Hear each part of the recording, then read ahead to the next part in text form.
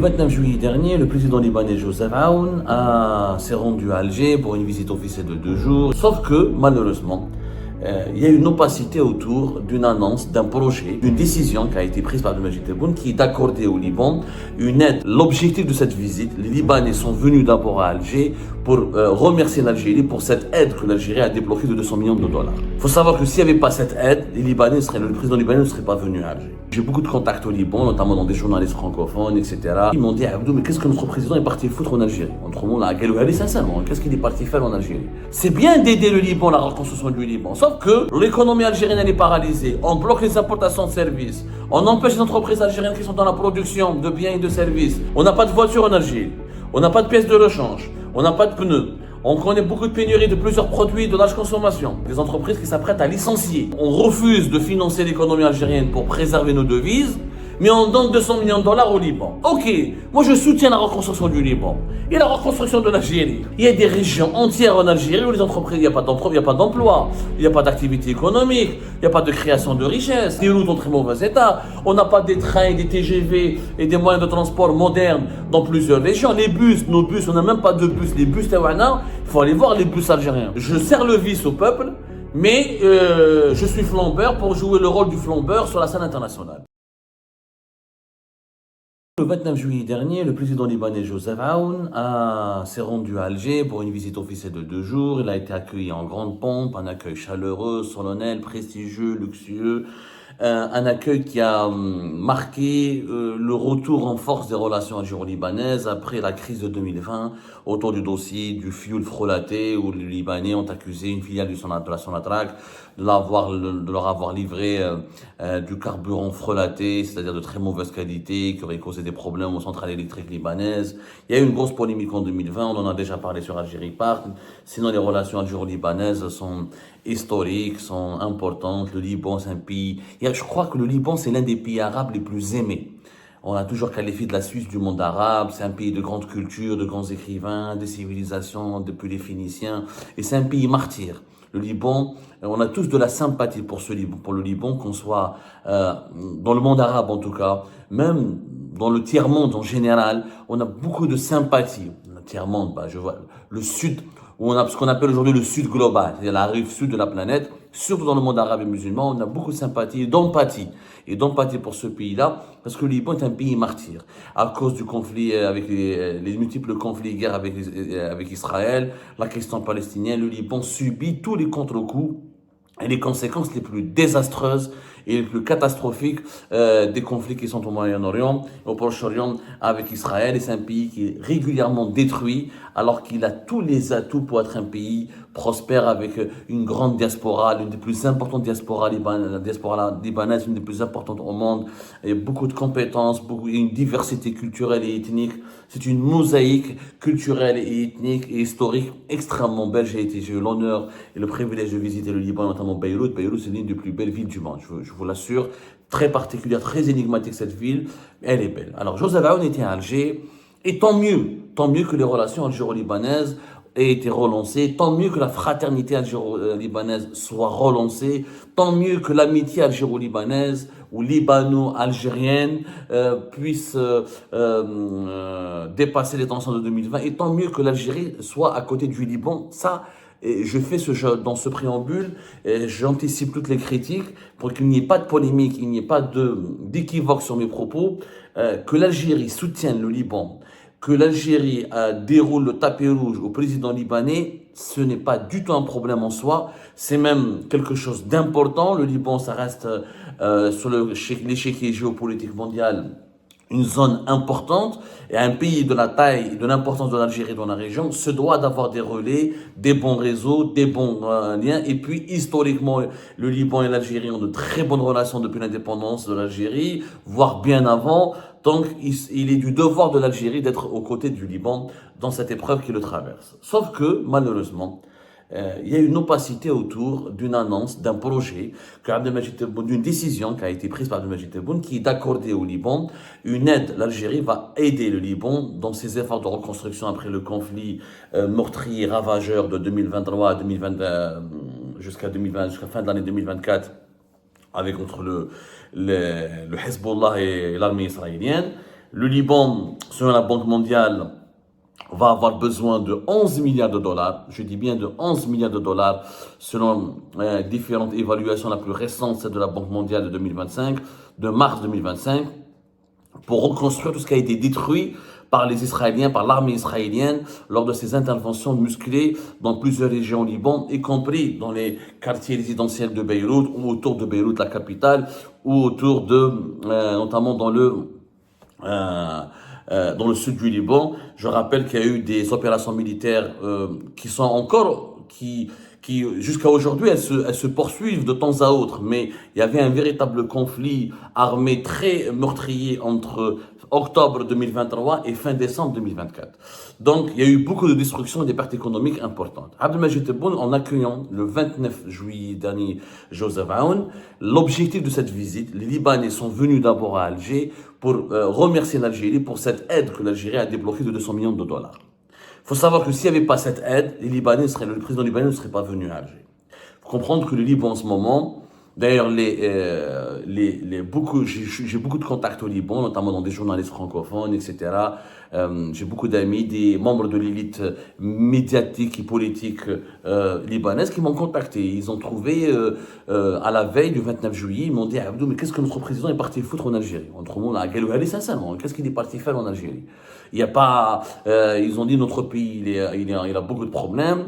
Nous, le président libanais, pourquoi il part à Alger, un pays qui a lui-même des problèmes avec les principaux bailleurs de fonds que le Liban sollicite pour réunir aide les 11 milliards de dollars. La Banque mondiale a proposé 250 millions de dollars, mais les pays les plus importants qui donnent de l'argent, vous connaissez tous, c'est les Émirats, c'est le Qatar, c'est surtout les Émirats, l'Arabie Saoudite, c'est les puissances occidentales. Le Liban sollicite beaucoup l'aide de la France en ce moment, l'Allemagne, la Grande-Bretagne, etc., les États-Unis. Et le Liban n'a pas, depuis la fin de la guerre en 2024, il fait vraiment très attention sur ses relations étrangères. Il n'a pas, le président libanais et les autorités libanaises essayent de ne pas trop fréquenter des pays qui énervent, entre guillemets, ou qui ont des problèmes directs, ou qui ont des tensions, ou qui entretiennent des tensions avec certains bailleurs de fonds importants que le Liban veut solliciter, comme l'Arabie Saoudite, les Émirats, etc. D'ailleurs, c'est pour ça, du cours de cette visite, Abdelmajid Tebboune, il a dit beaucoup de bien sur les Saoudiens, parce que les Libanais, avant de préparer cette visite, ils ont posé leurs conditions aux Algériens. Vous avez beaucoup de problèmes en Algérie, elle a beaucoup de problèmes avec le Maroc. Le Maroc, c'est un allié important de l'Arabie Saoudite et des Émirats. Vous avez une crise importante avec la France, vous avez une crise importante avec les pays qui ont reconnu la marocanité du Sahara occidental. Le Liban reconnaît la marocanité du Sahara occidental, je le rappelle, donc les Libanais avaient très peur de cette visite, et pour convaincre le président libanais de venir à Alger et de rencontrer Tebboune et de réaliser une grande visite officielle, l'Algérie donc a mis sur la table 200 millions de dollars et elle s'est engagée auprès des autorités libanaises à ne pas critiquer ou à ne pas émettre des critiques ou à ne pas attaquer les partenaires importants que le Liban veut solliciter pour sa reconstruction. Les Libanais, c'est simple, ils sont amis avec tout le monde. Ils veulent pas de problème. Ils ont assez de problèmes. Les Libanais, ils ont les Libanais. Notre pays est détruit. Nous, on veut pas avoir des problèmes. Nous, on cherche à avoir l'amitié, le soutien des Émiratis, des Saoudiens, des Qataris, de tout le monde.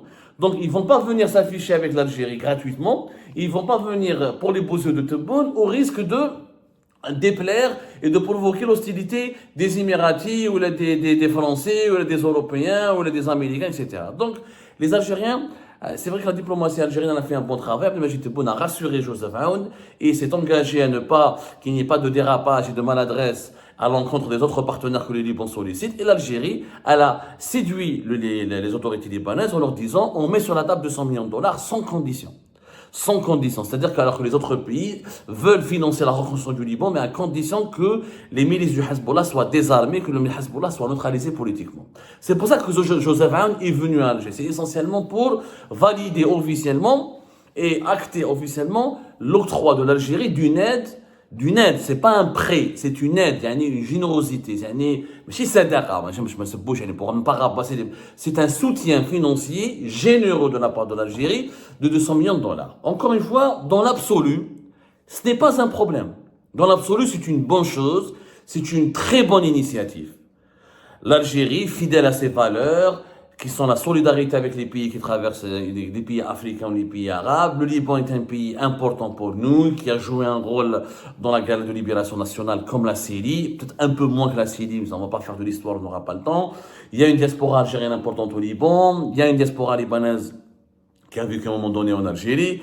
Et à dire, l'Algérie, c'est à son honneur, mais vraiment à son honneur, d'aider financièrement la reconstruction du Liban. Le problème n'est pas là et l'Algérie a toujours essayé d'aider les pays qui l'ont sollicité selon les moyens dont elle dispose. Nous avons vécu la guerre civile des années 90, on sait ce que c'est qu'être dans le besoin, on sait ce que c'est qu'avoir un pays détruit qu'il faut reconstruire, on sait ce que c'est que les douleurs et les souffrances et l'impact d'une guerre. Donc on est bien placés, nous les Algériens, pour comprendre que si on peut aider un pays en souffrance, c'est vraiment, il faut le faire et ça correspond parfaitement à nos valeurs que nous défendons, la fraternité entre les peuples, la solidarité avec les peuples opprimés et en souffrance et la solidarité inter-arabe et inter-africaine. Le problème n'est pas là, sauf que c'est l'opacité du régime actuel, du régime Tebboune, qui est scandaleuse et qui est choquante. L'information dans les 200 millions de dollars n'a pas été confirmée par les autorités algériennes. Elle n'a pas été partagée par les autorités algériennes avec la population algérienne. Il n'y a pas eu de transparence de la part des autorités algériennes. Nous avons été obligés de consulter des sources étrangères pour confirmer cette information. Il s'agit comme de l'argent du peuple algérien. La moindre des choses, il fallait que l'État algérien communique de façon officielle, annonce officiellement que l'Algérie décide d'attribuer au Liban 200 millions de dollars, comme on a décidé de l'attribuer au début des années en 2021, en 2022, à la Tunisie. Cette fois-ci, ça s'est passé dans le manque de transparence et dans l'opacité totale. Il faut savoir que le 29 juillet, l'information est sortie grâce à une agence de presse russe. Quand même, l'agence de presse russe TASS, c'est elle qui a été la première à avoir révélé cette information. C'était le 29 juillet dernier, le jour même de l'arrivée de Joseph Aoun à Alger. C'est l'agence de presse russe TASS qui a dit que des sources, en citant des sources bien introduites, des sources de la présidence libanaise qui lui ont confirmé que l'Algérie va débloquer 200 millions de dollars pour la reconstruction du Liban. Ensuite, Abdelmajid Tebboune, le 30 juillet, il accueille une délégation de journalistes libanais, une délégation de journalistes et de dirigeants de médias libanais qui ont accompagné le président Joseph Aoun à Alger. Il les a accueillis et c'est pendant cet entretien avec ces journalistes libanais, c'est Abdelmajid Tebboune qui leur a confirmé officiellement que l'Algérie va donner 200 millions de dollars au Liban. Regardez la vidéo parmi ces journalistes, parmi la délégation, parmi ces personnalités médiatiques libanaises qui ont été accueillies par Abdelmajid Tebboune, il y avait le journaliste Nahar al-Arabi. C'est Nahar al-Arabi, c'est pas Nahar le quotidien algérien, c'est le Nahar quotidien au Liban. Il y a un grand quotidien au Liban qui s'appelle Nahar al-Arabi. Et sa représentante Monalisa Freha, elle était reçue au palais présidentiel al-Mouradia en compagnie de plusieurs journalistes et directeurs de médias libanais. Je vous montre la vidéo.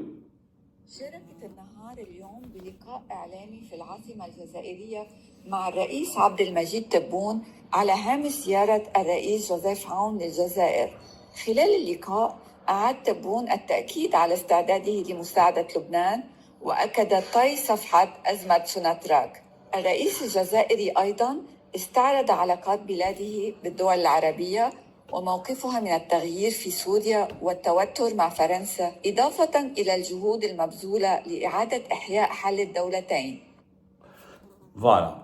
C'était le 30 juillet. Donc, des journalistes libanais, parmi lesquels cette responsable et représentant du journal Nahar al-Arabi au Liban, qui ont été reçus par Tebboune. Et c'est dans le compte rendu du journal libanais Nahar que on y a informé, nous les Algériens. Voilà ce qu'il dit. Le président Tebboune a affirmé que l'Algérie est l'un des plus grands soutiens du Liban pour la reconstruction. Et il a ordonné la formation d'un comité d'ingénieurs. À cet effet, le projet estimé à 200 millions de dollars vise à revitaliser les infrastructures essentielles des zones touchées par le conflit, par les attaques militaires israéliennes. Contrairement à d'autres pays qui conditionnent leur aide au désarmement du Hezbollah, l'Algérie ne se considère pas concernée par ce débat. Tebboune a dit « Je ne m'implique pas dans les affaires internes, le président Aoun en sait plus que moi ». Donc l'Algérie donne sans condition 200 millions de dollars pour la reconstruction du Liban. C'est la presse libanaise qui nous l'apprend. Après, l'agence de presse russe, l'APS, ni la télévision étatique algérienne, ni la presse algérienne, c'est un manque de respect. C'est un manque de respect aux Algériennes et aux Algériens. Une information aussi importante qui concerne, parce que Tebboune, c'est pas son argent. Il leur donne pas 200 millions de dollars avec ça de sa poche. Et lui, il n'a pas 200 millions de dollars, hein. C'est l'argent du peuple, c'est l'argent de l'Algérie, c'est l'argent de l'État, donc c'est l'argent public. La moindre des choses aurait été que cette information soit confirmée, indiquée aux Algériennes et aux Algériens par le biais des autorités algériennes, par le biais de la presse algérienne. Avec une APS, où l'APS elle ne sert qu'à insulter le Maroc et les opposants et la France, etc. Algérie 24 News, la chaîne d'information étatique internationale, les médias, le 1TV, la télévision étatique. Non, c'est vraiment honteux d'apprendre une telle information ailleurs. Mais pourquoi ils n'ont pas voulu diffuser cette information? Pourquoi les autorités algériennes Abdelmajid Tebboune n'ont pas voulu rendre publique cette information et la communiquer à l'opinion publique algérienne? Pourquoi? Parce qu'en ce moment, on traverse un malaise en Algérie. C'est bien d'aider le Liban, la reconstruction du Liban. Sauf que le régime actuel, les autorités actuelles, ils sont en train de serrer le vis et d'appliquer une rigueur extrême, notamment au niveau des entreprises algériennes. Alors, l'économie algérienne elle est paralysée, on bloque les importations de services, on empêche les entreprises algériennes qui sont dans la production de biens et de services d'importer, de travailler, on les empêche d'importer leurs matières premières, leurs équipements de production, on les contrôle, on les redresse, on les surveille, le moindre centime dépensé en devises pour le fonctionnement de l'économie de l'Algérie, il est surveillé et utilisé avec parcimonie. Et le pays, l'Algérie, ne connaît pas de croissance et la majorité des plus importants projets, où ils tournent au ralenti, où ils sont bloqués, parce que l'Algérie veut, parce que l'État algérien en ce moment veut économiser les réserves de change. Et d'un autre côté, on va aider le Liban à 200 millions de dollars. Il y a une contradiction, il y a une incohérence. Ils avaient peur de la réaction des Algériennes et des Algériens. Parce qu'ils vont certainement, les Algériens et les Algériens vont certainement se poser des questions. On n'a pas de voiture en Algérie. On n'a pas de pièces de rechange, on n'a pas de pneus, on connaît beaucoup de pénuries de plusieurs produits de large consommation, pénurie de plusieurs médicaments. Les entreprises algériennes sont bloquées. Et on va parler des entreprises plus tard. Il y a des entreprises qui s'apprêtent à licencier parce qu'on leur a imposé des mesures extrêmement contraignantes. C'est le fameux programme prévisionnel pour les importations, les autorisations de plusieurs ministères pour pouvoir domicilier une opération, pour avoir une domiciliation bancaire et pouvoir financer une opération d'importation. Et ça pour amener pas pour du produit fini encore une fois, pour amener une machine pour la production ou de la matière première. Donc, les entreprises algériennes et l'économie algérienne, elle est verrouillée. On refuse de financer l'économie algérienne pour préserver nos devises, mais on donne 200 millions de dollars au Liban pour sa reconstruction. Ok, moi je soutiens la reconstruction du Liban et la reconstruction de l'Algérie. Je suis désolé, bien sûr, j'utilise cette métaphore, elle est peut-être un peu choquante. Il n'y a pas eu de guerre en Algérie, on n'a pas été attaqué, il n'y a pas eu des attaques militaires, on n'a pas été dévasté par un conflit militaire, et tant mieux. Et Wallah yahfaz bladna, et que Dieu préserve l'Algérie pourvu que ça dure. Mais nous avons aussi des besoins. Il y a des régions entières en Algérie où les entreprises, il n'y a pas d'emploi, il n'y a pas d'activité économique, il n'y a pas de création de richesse, où il y a des infrastructures dans des régions entières, des infrastructures sont complètement en très mauvais état, des hôpitaux en état catastrophique, des infrastructures publiques en très mauvais état, des routes en très mauvais état, on n'a pas des trains, des TGV et des moyens de transport modernes dans plusieurs régions. Les bus, nos bus, on n'a même pas de bus, les bus Tawana, il faut aller voir les bus algériens. Les bus, pratiquement, on circule avec des bus qui ont 20 ans, voire 30 ans. Il y a des accidents de circulation énormes à cause de l'âge avancé des bus et des autocars. L'Algérie ne veut pas importer, ne veut pas acheter des bus, ne veut pas acheter des pneus et des voitures sur le marché mondial. On a un parc de véhicules qui est entièrement usé. Beaucoup d'accidents de circulation à cause des voitures qui sont âgées et usées. Au Liban, il y a plus belles voitures, plus de voitures neuves au Liban qu'en Algérie. Alors que le pays traverse une crise financière, il est en faillite, il est complètement détruit. Donc, pour le bien-être du peuple algérien, on serre le vis, on fait des économies, il lui impose un rigueur, on lui demande d'adopter un régime, on impose au peuple de faire un régime, mais en dépense, on donne des aides aux autres pays étrangers pour se reconstruire, etc. C'est contradictoire. C'est beau. Encore une fois, je suis fier que l'Algérie aide le Liban. Ce n'est pas ça le problème. Mais on ne peut pas imposer une austérité extrême à nos entreprises, à nos acteurs économiques, à notre population, et cela jouer comme étant, et se vanter d'être un pays généreux avec les autres sur la scène internationale. C'est absurde. Non seulement c'est absurde, et c'est un manque de respect à son propre peuple. D'abord, c'est un manque de respect de ne pas être transparent vis-à-vis des Algériens et des Algériens sur l'utilisation de cet argent public et comment il a été attribué au Liban. Deuxièmement, c'est un manque de respect. On dit aux Algériens et aux Algériens, faites économiser, on ne doit pas dilapider les réserves de change, on doit faire preuve de rigueur, on ne doit pas gaspiller de l'argent. Mais sur la scène internationale, on donne à la Tunisie, on donne au Liban, on donne aux pays africains, comme on est toujours un pays riche. C'est-à-dire le régime actuel veut faire croire à l'opinion publique internationale, veut faire croire à la communauté internationale que l'Algérie est toujours un pays riche, qu'elle est toujours prospère, alors qu'elle ne l'est pas. Parce que si elle était prospère et riche, on aurait laissé les Algériens importer leurs voitures, on les aurait laissés bénéficier des biens de consommation qui étaient abondamment disponibles avant 2019, on n'emmerde pas les entreprises algériennes pour aller ramener des machines ou de la matière première pour pouvoir travailler, on n'aurait pas établi autant de verrous, autant de mesures coercitives pour économiser le moindre euro, le moindre dollar. Pour ensuite aller, comment on dit, se bomber le torse sur la scène internationale et faire croire aux autres qu'on est un pays riche. C'est vraiment un manque de respect par rapport aux Algériens et aux Algériens. Le manque de transparence, l'opacité et cette comédie, c'est la comédie. C'est-à-dire, je demande au peuple, je serre le vice au peuple, mais je suis flambeur pour jouer le rôle du flambeur sur la scène internationale. Ça n'a pas de logique, c'est totalement absurde.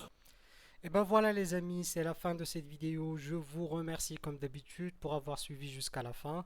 N'oubliez pas de nous laisser vos commentaires et vos réactions sur cette vidéo et de vous abonner à la chaîne si vous n'êtes pas encore abonné.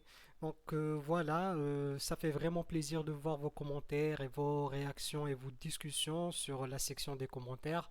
C'est très intéressant et je vous prie toujours de garder le respect et un petit peu la bonne ambiance pour tout le monde. Donc voilà, merci beaucoup et à la prochaine dans une nouvelle vidéo. Au revoir.